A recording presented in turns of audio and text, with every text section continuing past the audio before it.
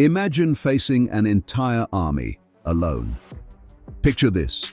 A massive enemy force is about to crush your city. Your people are fleeing in terror, and you are the only thing standing between civilization and destruction. This isn't fantasy.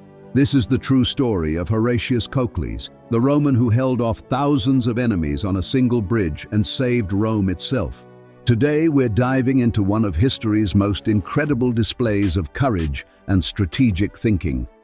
You'll discover the timeless lessons about leadership under impossible pressure. Trust me, this story will change how you think about courage. Let me paint you the picture of Rome in 507 BC. The Roman Republic is brand new. They've just overthrown their kings and are trying to figure out this whole democracy thing. But there's a problem. The banished king Tarquinius Superbus isn't going quietly into exile. He's gathered the massive Etruscan army led by the fearsome chief Lars Porsena, and they're marching on Rome. Now imagine you're a Roman citizen. You wake up one morning and see dust clouds on the horizon, thousands upon thousands of enemy soldiers approaching your city. Panic spreads like wildfire. People are grabbing whatever they can carry and fleeing behind Rome's walls. But here's the thing about Rome's defense strategy, and this is crucial to understanding what happens next. The city's protection relied on natural barriers. The massive walls, yes, but most importantly, the Tiber River. There was only one way across that raging river, the Sublician Bridge, a single wooden structure that connected Rome to the outside world. And when the Etruscans captured the fort protecting that bridge, panic seized the Roman Senate. Picture the scene. Grown men, seasoned politicians and warriors, realizing their entire civilization could collapse in hours. The consul, think of him as the president, makes the desperate declaration, "The bridge must come down, for since Janiculum is lost, nothing else can save the town." But here's the terrifying reality they faced.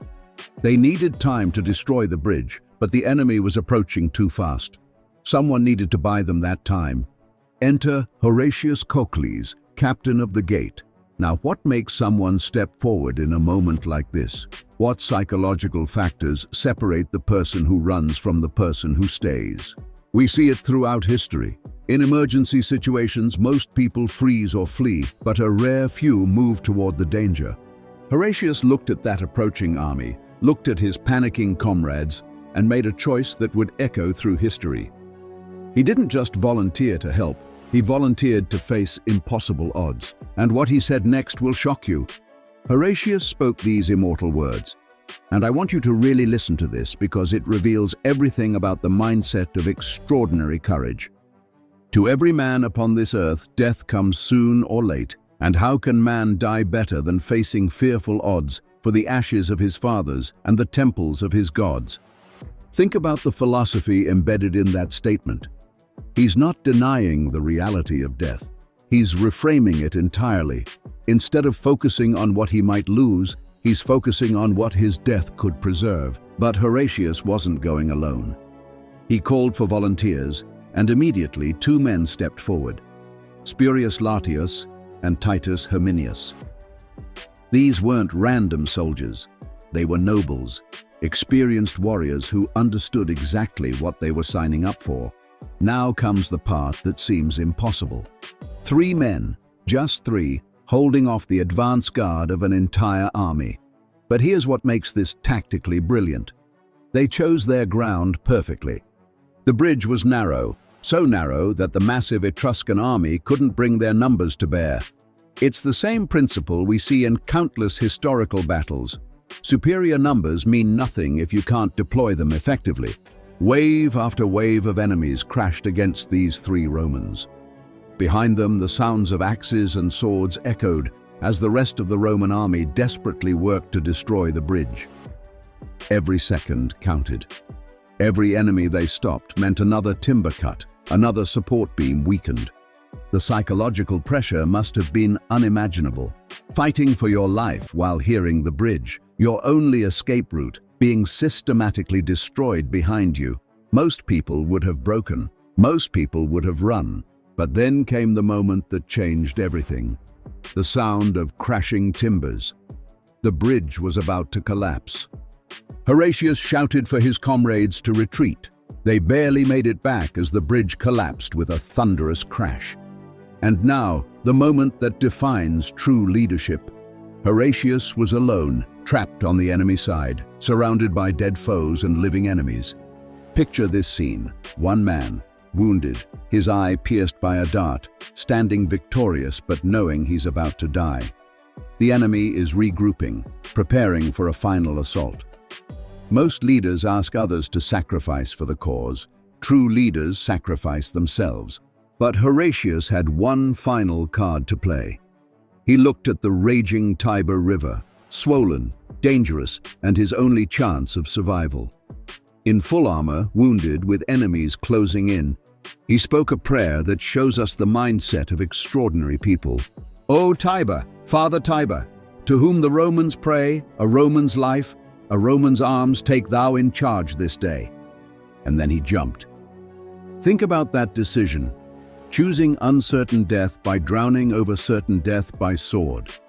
It's a calculated risk taken under ultimate pressure. The kind of split-second decision-making that separates survivors from victims. Here's where the story becomes legendary. Against all odds, Horatius surfaced on the Roman side of the river. The strong heart within him, that's how the historians put it, carried him safely across those raging waters. Imagine the scene, this battered warrior emerging from the Tiber, having just held off an army single-handedly and survived a death-defying swim in full armor. The Romans erupted in joyous celebration. They knew they had witnessed something extraordinary. Rome honored him with lasting tributes, public farmland, a statue in the Forum, and something even more meaningful. During a time of scarcity, individual citizens gave him food from their own meager supplies. That's the true measure of heroism, when ordinary people sacrifice for someone who sacrificed for them. But what can we learn from this incredible story? First, Horatius didn't focus on what he might lose. He focused on what he could preserve. When you're facing impossible odds in your own life, ask yourself, what am I protecting that's bigger than my fears? Second, Horatius couldn't fight the entire army on an open field, but he could hold a narrow bridge. In your career, relationships, or personal challenges, where are your choke points? Where can you make your stand most effectively? Third, true leadership means going first into danger, not sending others. Whether you're leading a team, a family, or just leading yourself through difficult times, people follow those who demonstrate courage, not just talk about it. And finally, the ultimate lesson. Sometimes the most heroic act isn't the dramatic gesture. It's the calculated risk taken when everyone else has given up hope. Horatius jumped into that river because he had evaluated his options and chose the path with the best chance of survival. These aren't just ancient principles. They're timeless strategies for overcoming impossible odds. If this story inspired you, smash that like button. And I mean really smash it, like Horatius smashed through enemy lines. Subscribe for more incredible historical stories that change how you think about courage and leadership. What's your biggest takeaway from Horatius's stand? Drop it in the comments. I read every single one and respond to as many as possible. Thank you for watching.